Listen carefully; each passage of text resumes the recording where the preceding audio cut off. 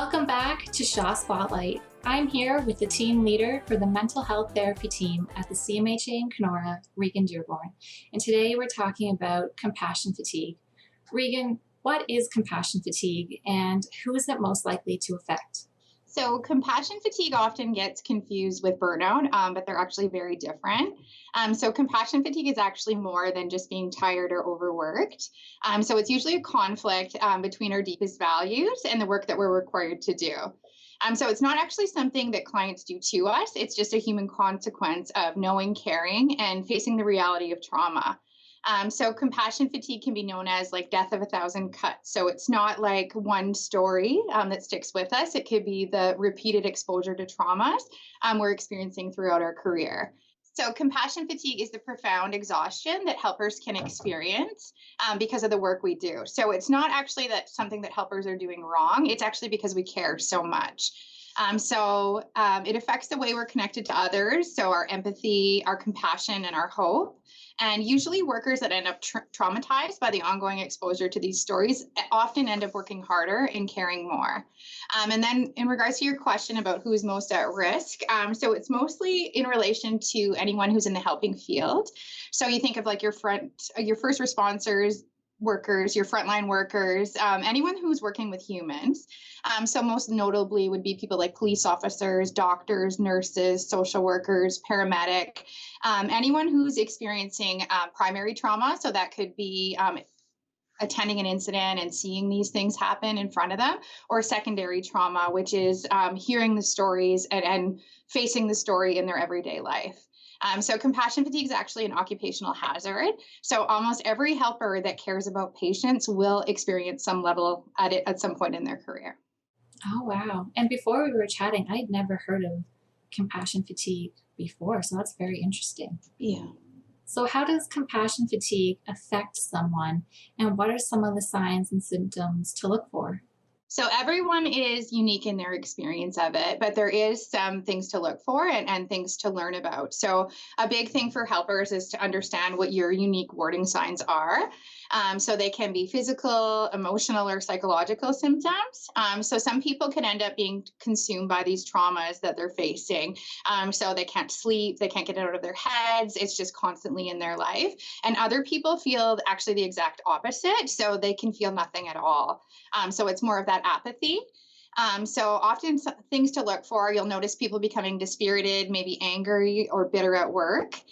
They might be short-tempered with their loved ones, and they might be contributing to a cultic work culture. People might under-respond or over-respond or shut down to certain situations. Some behavioral symptoms and changes you should look for are increased substance use, irritability, avoidance. Maybe they're struggling with making decisions at all, like things that used to come easy to them now seems like a really big struggle. There might be interpersonal relationship problems, and this could lead to compromised care for clients. Some physical symptoms, because our body usually keeps the score. So those are kind of flags to look for first, because you might start noticing that before you notice anything else.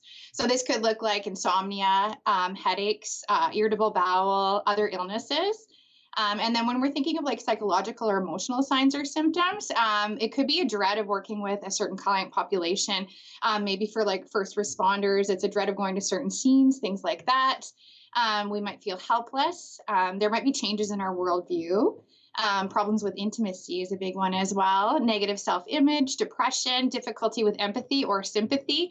And lots of people often report feeling a lot of resentment towards the work they do or others in the field with them. Oh, wow.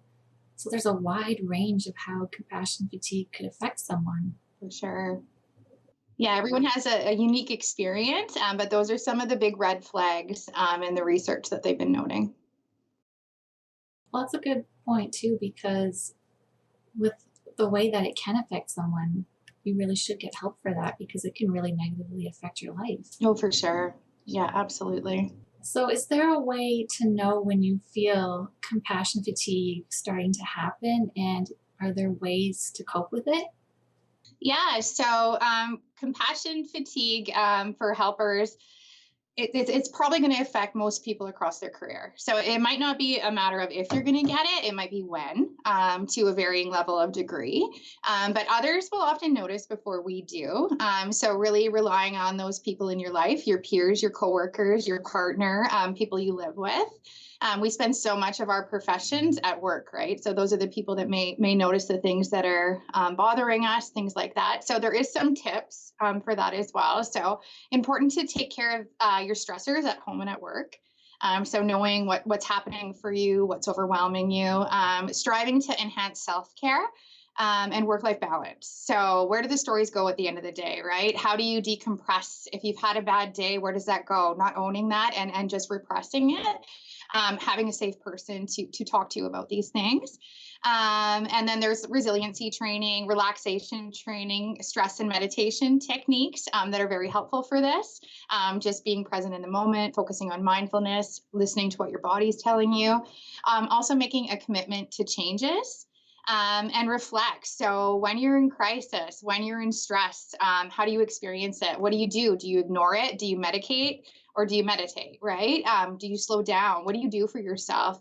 Because eventually this just compiles on all of us and eventually it's gotta have somewhere to go. So in thinking of that, if you think of like all careers, like the helping profession is pretty unique. So I have a quote here that I really like. So in the same way that oil splatters on the painter's shirt or the dirt gets under the gardener's nails, trauma work will have an impact. So just knowing that if you're experiencing this, it's normal. It's a hard job. These are hard things that we're continually exposed to. So there is resources out there for that. Yeah, and that's a great point, especially for new people starting a career to know that it's normal. Yeah, and I think a big thing that we're finding is letting people know about this before it happens, right? So that it's not like you're in compassion fatigue and you're exhausted and you're trying to get out of the field before you realize those coping strategies, right? Because it's a lot easier to get on top of before we kind of start slipping down. So talking to your peers about this, talking to your manager, having effective debriefing, right? When hard things happen, naming those emotions and those feelings and really getting a collective approach to dealing with crises. I think that's a good point too, to talk to your managers, like to build that relationship and be comfortable to be able to talk Yes. to your manager. Yeah, that's key in a lot of this. Regular clinical consultation, conversations, like creating psychological safety within your organizations, checking up on each other, talking to each other, creating some boundaries. And again, those transitions from work to home, right? How do you take care of yourself? How do you decompress? And figuring out where the stories go at the end of the day. How do you not own that if you're feeling these feelings, not drinking or drowning them in unhealthy coping mechanisms, right? Really figuring out what works for you. Reducing your isolation, taking a long, hard look at your workload, and managing stressful experiences, breathing techniques, and making self-care your number one priority. Yeah, those are some great points. Are there ways to avoid compassion fatigue, or is it even possible to avoid it? So I think for that, I think in some cases it's unavoidable, but I think we can protect ourselves a little bit better for it. So again, learning our warning signs and noticing when concerns come up. Oftentimes people are deep into it before they even realize they're experiencing it. Not blaming the helpers. So focusing on organizational change, better working conditions, more control over people's schedules, quality supervision, and reduce the exposure to trauma when you can. And checking in on each other, creating a space for these conversations. And yeah, just being there for each other. Like a big tip I took in my training for this was compassion isn't the problem, it's actually the answer to these problems, right? Like feeling for each other and caring for each other, and being there for one another, because we're all kind of in this field together, and we're working with a lot of the same populations. So just really coming together and supporting each other when we're going through those hard times. Yeah, and I like that too, because someone you work with is more likely to know what you're going through versus me, who has no experience in that field. Yeah, for sure. So, how has COVID-19 impacted frontline workers in the field regarding compassion fatigue? So I wonder how it hasn't. A big thing, yeah, in every capacity, I think. like compassion fatigue and burnout, and you see all across the province and the country, right? People just leaving the professions altogether.